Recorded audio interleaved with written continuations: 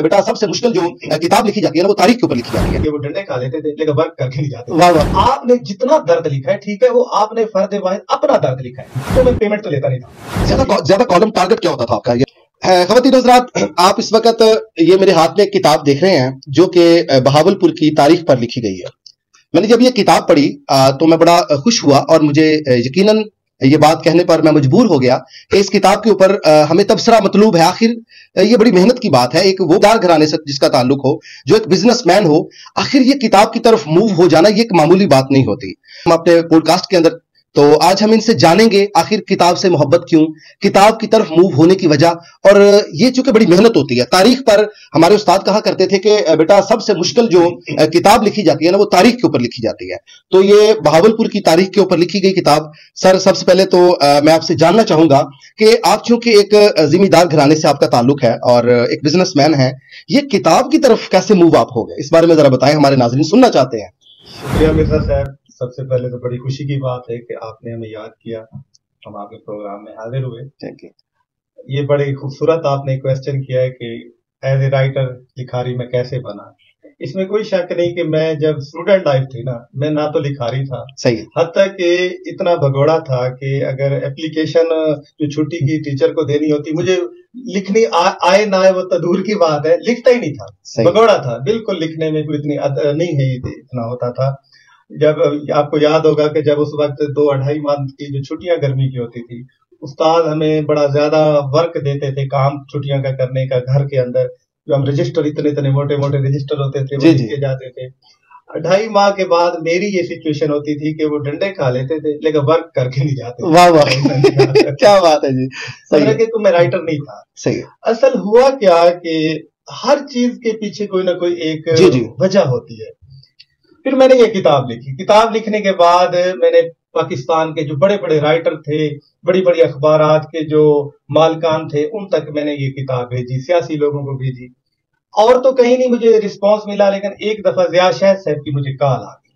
ज़िया शाह साहब मरहूम, अल्लाह पाक उन्हें जन्नतुल फिरदौस में आला मकाम अता फरमाए, वो चीफ एडिटर रोज़नामा खबरें, उनकी बड़ी मेहनत है, और साथ चैनल 5 चलाते थे।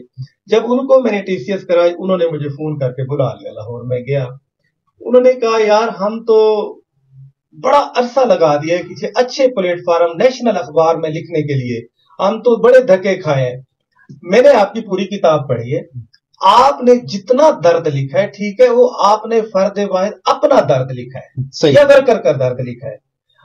काश कि आप ऐसा करें कि हम आपको प्लेटफॉर्म देते हैं, रोजनामा खबरें पे आप कॉलम लिखें, अपने वसेब, अपनी धरती इलाके की महरूमियां लिखें, आए आप, हम आपको जगह देते हैं।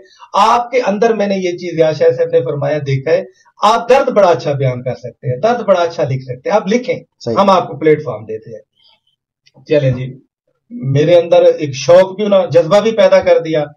मैंने हिम्मत की, मैंने कॉलम लिखने शुरू कर दी। अल्लाह का ऐसा करम हुआ, ज़िया शाह साहब की मोहब्बत भी थी, उनकी टीम की भी मोहब्बत थी, उनके प्यार से मुझे रेगुलर एक कॉलमिस्ट बना दिया। सही। फिर मैंने, मेरे ख्याल है बड़े से बड़ा जो राइटर था उस वक्त कॉलम लिखता था, हफ्ते में 10 दिन बाद एक कॉलम छपता था। कौन कौन सी अखबारात पर आपकी कॉलम छपते रहे? बेसिकली बेस तो मेरी है खबरें, रोजनामा खबरें। उसके अलावा मोहब्बत में क्यों, मैं पेमेंट तो लेता नहीं था, मैं तो इलाके वसेब की आवाज बनता था ऐसे ही। उसके अलावा जैसे आप लिखते हैं ना, अक्सर वो कॉलम दूसरी अखबार उठा लेती थी, वो नीचे लिख देते थे कि शुक्रिया खबरें, उनकी वजह से हमें मिला। और भी काफी समा में भी मेरे छपे हैं, नवाए वक्त में भी छपे हैं, पाकिस्तान में भी छपे हैं, काफी अखबारात के अंदर मेरे कॉलम छपते रहे। लेकिन बेस जो है, जिन्होंने मुझे राइटर बनाया, जिन्होंने मुझे हौसला दिया, वो ज़िया शाह साहब मरहूम है। फिर मैंने ये कॉलम लिखने शुरू कर दिए। उसके अंदर मुझे इतना रिस्पॉन्स मिला अवाम की तरफ से, खास तौर पे इदारों की तरफ से। इदारों के मामले में मैं दबंग अंदाज में लिखता था, मैं देखता नहीं था कि नया नया राइटर था, मुझे इन चीजों की नहीं थी, कोई नाराज हो जाएगा, कोई राजी हो जाएगा, इन चीजों से गर्ज नहीं होती थी, मैं खूब लिखता था। सही। मुझे बड़ी जगह मिली। फिर इतनी मोहब्बत ज़िया शाह साहब ने की कि बड़े राइटर की भी जो कॉलम होता था, हफ्ते बाद बारी आती थी, मेरे हफ्ते में 3-3 छप जाते थे, 4-4 छप जाते थे। इतना मैंने इसके ऊपर काम किया। मेरे ख्याल में मैं सैकड़ों में नहीं, हजारों के अंदर मेरी कॉलम छपी। फिर मुझे मशवरा तो दिया था ज़िया शाह साहब ने भी और दोस्तों ने भी कि आप इनको कॉलमों को इकट्ठा करके एक किताब बना लें, लेकिन मैंने फिर भी इसके ऊपर नहीं ठहरा। मैंने फिर ये किताब जो ये है, ख्याल यार बहावलपुर। ख्याल यार असल में मेरा लोगो है जो अखबारात में جیسے خدا یار نام ہے، اس کے نام سے میرا ایک لوگو ہے خیال یار.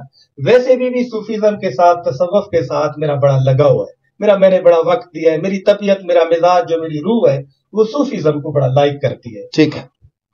خیال یار میرا لوگو ہو گیا. ٹھیک ہے. پھر میرے کالم بھی کافی پڑے تھے اپنا جو چھپ چکے تھے. میں نے بہاولپور ریاست کے اوپر بڑا کام کیا ہے. زیادہ کالم ٹارگٹ کیا ہوتا تھا آپ کا؟ یعنی ہر بندہ جو رائٹر ہوتا ہے وہ کالمز کے اندر اس کی ایک ترجیح ہوتی ہے، وہ ایک چیز کو ترجیح دیتا ہے.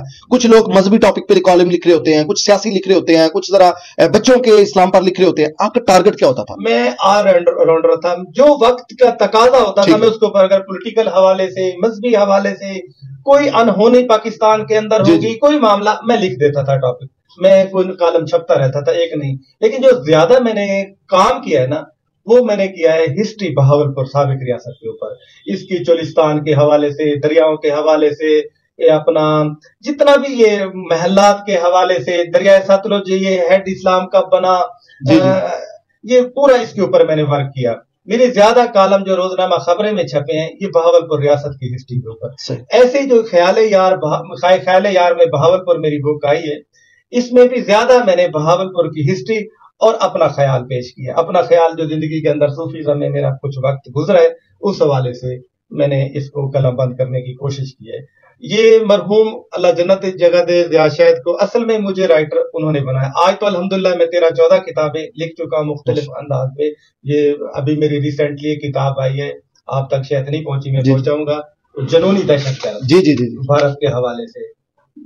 وہ بھی کتاب آ چکی ہے، وہ بھی انشاءاللہ جلد آپ کو مل جائے گی. جی رائٹر تو میں بنا ہے، اس میں کوئی شک نہیں. میں ایک ذمہ دار طبقے سے، ایک بزنس مین، اور میرا جو سیاسی سماجی میرا تو زیادہ ورک یہی تھا. اچھا، یہ بہاولپور یا یہ جتنے بھی رستے میں علاقے ہیں، بہاولپور ہے، خیرپور، قائم پور، حاصل پور، ہمارے استاد کہا کرتے تھے کہ تاریخ پر بات کرنا بڑا مشکل ہے، بہت مشکل ہے. یہ ڈیٹا اتنا اکٹھا کرنا، اتنی تحقیق کرنی، کتنا وقت لگا آپ کو یہ کتاب لکھنے میں؟ ہاں، اس میں 2-4 دوست بھی ایسے تھے جو ہسٹری کے ساتھ ان کا بڑا لگاؤ تھا اور نالج تھا. ٹھیک ہے. ان سے بھی ملتا رہتا. لیکن آج کا جو دور ہے، کیونکہ میں چیئرمین ہوں بحالیہ صوبہ بہاولپور کی تحریک چلا رہا ہوں، اس کے اوپر بھی میری بڑی دلچسپی تھی. لامالا جو ایک بندہ اپنی تحریک چلاتا ہے، خود اس کے پاس نالج ہوگا کہ کیوں میں تحریک بہاولپور صوبہ کیوں مانگ رہا ہوں، میری ریاست بہاولپور کب بنی، کیسے ہوئی، کیسے ختم ہوئی، یہ سارا سلسلہ تھا. وہ ہسٹری تو اس کے اوپر، کیونکہ بہاولپور کی لائبریری کے اندر ایسی کافی کتابیں پڑھی ہیں جو آپ کو نالج مل جاتا ہے. لائبریری میں بیٹھنا پڑا. نیٹ پہ بھی آپ جیسے دوست بھی تھے جو کافی دلچسپی رکھتے تھے ہسٹری کے ساتھ، ان سے بھی نالج ملا. الحمدللہ وہ ایک قطرہ اکٹھا کر کے ایک دریا